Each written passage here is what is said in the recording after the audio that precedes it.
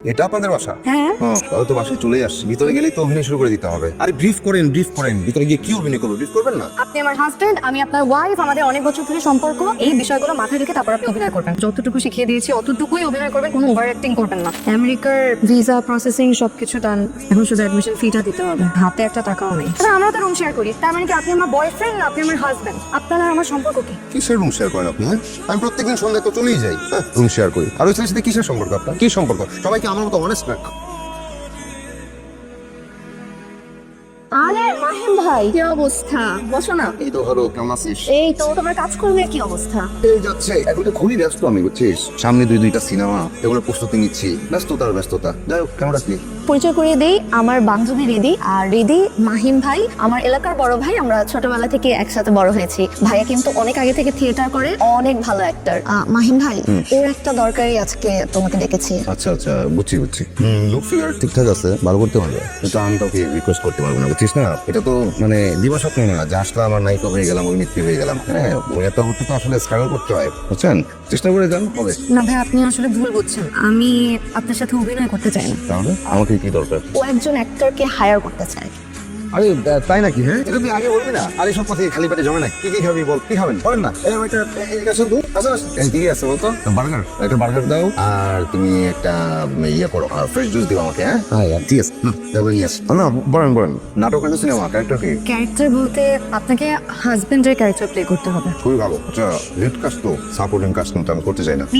না, আসলে কিভাবে যে বুঝি আপনাকে আমার হাজবেন্ডের ক্যারেক্টার প্লে করতে হবে। বুঝলাম না, শুনতে আসছেন? না ভাই, আপনি আবারও আমার কথা ভুল বুঝছেন। শুটিংও নাই, স্ক্রিপ্টও নাই। মানে বিষয়টা হচ্ছে কি ভাইয়া, আমার বাবা আমার মতের বিরুদ্ধে আমার বিয়ে ঠিক করেছেন। এখন ছেলে আমার পছন্দ না। বিয়েটা ভাঙার জন্য আপনাকে আমার হাজবেন্ডের ক্যারেক্টার প্লে করতে হবে, সো দ্যাট সবাই মনে করে আপনি আর আমি রিয়েল লাইফ হাজবেন্ড ওয়াইফ। কি মুশকিল? হ্যাঁ, আপনাকে একটা কথা বলি শুনেন। আমি অনার্স মাস্টার্স পাস করা একটা ছেলে, কোনো চাকরি বাকরি করি নাই, যেন অভিনেতা হবো, স্টার হবো।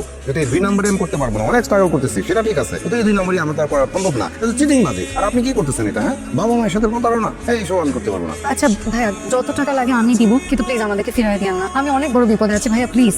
না, এই যে আবার একটা আপনি ভুল কথা বললেন, বুঝছেন না? আপনি আমাকে টাকা দিবেন না, আমার রেমুনারেশন দিবেন, বুঝছেন না? আচ্ছা সরি মাই ব্যাড। রেমুনারেশন দিব ভাইয়া, প্লিজ। করলাম, কিন্তু আমি তো টাকা পয়সা একটু বেশি নেই। কত দিবি? তুমি কত চাও? কত? 10,000?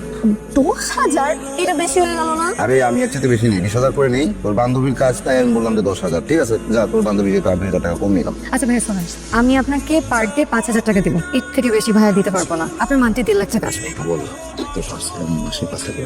আচ্ছা ঠিক আছে, আমি রাজি, কিন্তু একটা বিষয়। হ্যাঁ, ওই কস্টিউম মানে কাপড় চোপড় তো অনেক কেনা লাগে, ওইটা কষ্ট আপনি দিয়ে না। এটা আপনাদের বাসা? হ্যাঁ।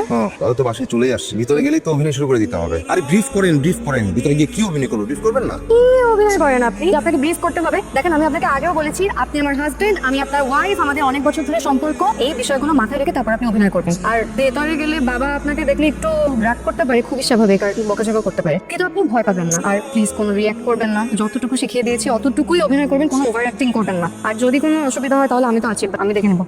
তোমরা কোথায় যাচ্ছেন আপনি? বাসায় যাচ্ছি। আপনি বাসায় ভেতর কিছু চিনেন? হ্যাঁ, না। আপনাকে আমি 100 বার বলছি, কোনো ওভার অ্যাক্টিং করবেন না, আর একদম বাড়াবাড়ি করবেন না। আমি সোজা যাবো, আপনি আমার পিছন আসবেন, আর একদম বন্ধু যতটুকু জিজ্ঞেস করবো অতটুকু উত্তর দেবেন। এখন পরিস্থিতি একদমই সুবিধা না। আমার বাপ মা ভীষণই অসুস্থ হয়ে গেছে। আপনি এখন যান, এখন ভাগেন, আমি দেখতেছি কি করা যায়। এভাবে অভিনয় করতে বিপদ, তারপর তো মার কাছে আসামি হয়ে যাবো। এভাবে অভিনয় করে বিপদ না, আপনি পুরো মানুষটাই একটা বিপদ। 100 বার বলছি যে অ্যাক্টিং করলে বিশ্বাসযোগ্য ভাবে করবেন, না তো ওভার অ্যাক্টিং করবেন না। এখন দেখছেন অবস্থা, আপনি কাজ করেন, আপনি যান, এখন যান, আমি দেখতেছি কি করা যায়। আচ্ছা ঠিক আছে, যাই। কালকের মধ্যে প্রমাণ দেখাতে না পারলে সব শেষ। বাবা আমাকে পাগলটার সাথে বিয়ে দিয়ে দিবে। তানিয়া প্লিজ একটা বুদ্ধি বের কর না। কি বুদ্ধি যে দেই তোকে, কিছুই মাথায় আসতেছে না। আর তোর কথায় তো মাহিম ভাইকেও জড়ায় ফেললাম। সরি মাইনুর। সরি বললে হবে? হ্যাঁ, আমি কাজ করে খাই না? আমার কতগুলো ভালো অফার আসছে, আমি ক্যান্সেল করছি তার জন্য। এটা কিভাবে কি হবে বলো? এখন আমি কি করবো? আমার বাবা যে এত হিসাব নিকাশ করবে সেটা তো আমি বুঝি না। হ্যাঁ, একটা সমস্যা হয়েছে, সলভ করবেন। আপনি না বললে আমাকে বলেন, আমি সলভ করে দিচ্ছি। টাকা ঢালতে হবে, এই তো। টাকা লাগবে? হ্যাঁ। টাকা লাগবে সেটা আপনি আগে বলবেন না, এটা তো কোনো ব্যাপারই না। কত টাকা লাগবে আপনি আমাকে বলেন, কিন্তু কালকের মধ্যে কি একটা ব্যবস্থা করতে পারবেন? টাকা হইলে কোনো কিছুই কোনো সমস্যা না, সব সলভ হবে। তাহলে তো সলভ। আমি টাকা দিচ্ছি আপনাকে, আপনি শুধু আমাকে কালকের মধ্যে।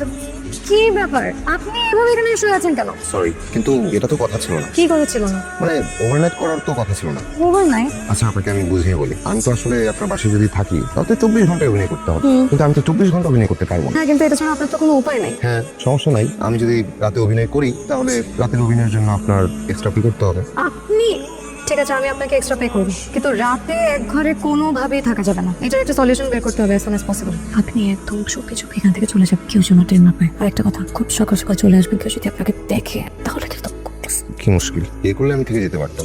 আপনি স্টুডেন্ট নাকি? কোথায় যাচ্ছেন? আপনি আমার বাসায় চিনেন কিছু? ধরা খাওয়াবেন, চলুন আমার সাথে চলুন। বিয়ে করলাম না অপরাধ করলাম? হ্যাঁ, সেই সকালে নাস্তা করছি, এখন পর্যন্ত একটা চা খেতে পারলাম না। এই রুবির মা, এক কাপ চা দাও। আবার চা খাবেন?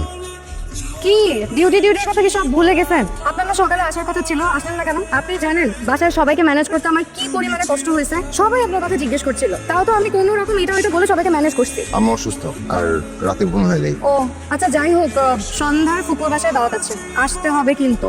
এটা তো আপনি ফোনই বলতে পারতেন, কষ্ট করে আসার কি দরকার ছিল? ছিল, আপনি বুঝবেন না। এখন আপনি অসুস্থ নাকি পালালেন সেটা আমার জানতে হবে না?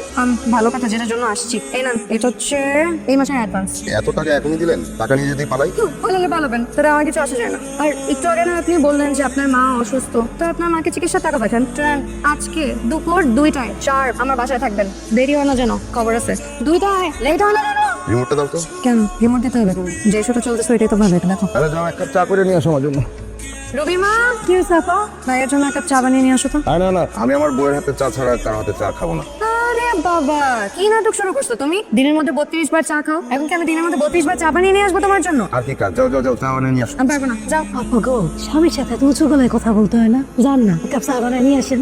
আপনি সব নাটক না বন্ধ করেন, মানে সুযোগ পাইছে কিভাবে ইউটিলাইজ করবো। চা খাবি? নিয়ে আসতেছি চা।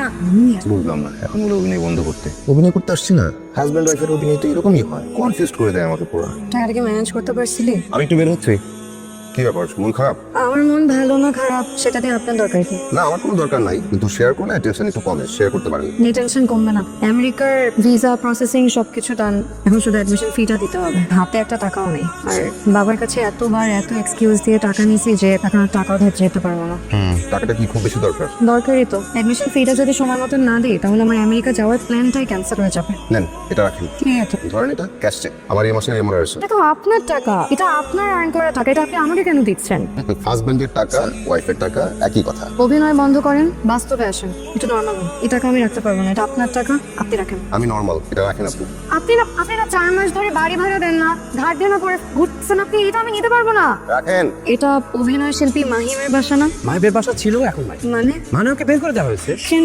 4 মাস বাসা ভাড়া দেয় না, বের করে দিব না কি জামায়াত করবো? আশ্চর্য। আচ্ছা আর একটু কথা বলি না, 5 মিনিট। আচ্ছা ওকে ভাই, ফোন নিও কিন্তু।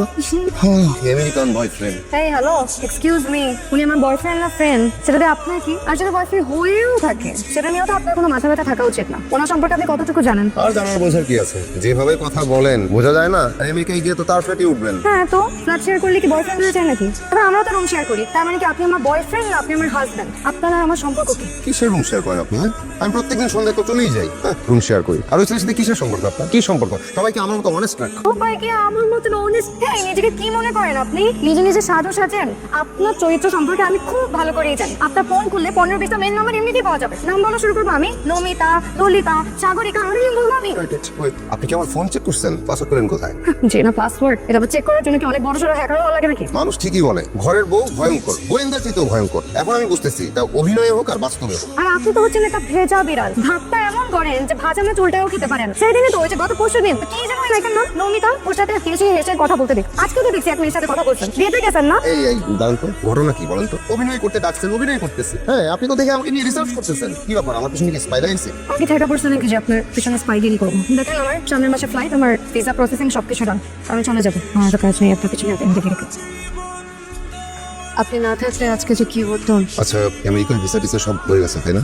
সামনের মাসে ফ্লাইট, না গেলে হয় না? থেকে কি করবা? আর যাবো না বা কেন? কেন আবার?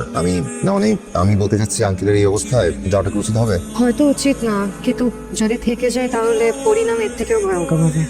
আচ্ছা, একটা ব্যাপার আমার মনে হয় কি আমাদের ব্যাপারটা আঙ্কেলকে জানানো উচিত। না মানে এই যে আমি অভিনয় করছি এটা আঙ্কেলকে জানানো উচিত। অবশ্য জানলে হয়তো আবার হার্ট অ্যাটাক করবে।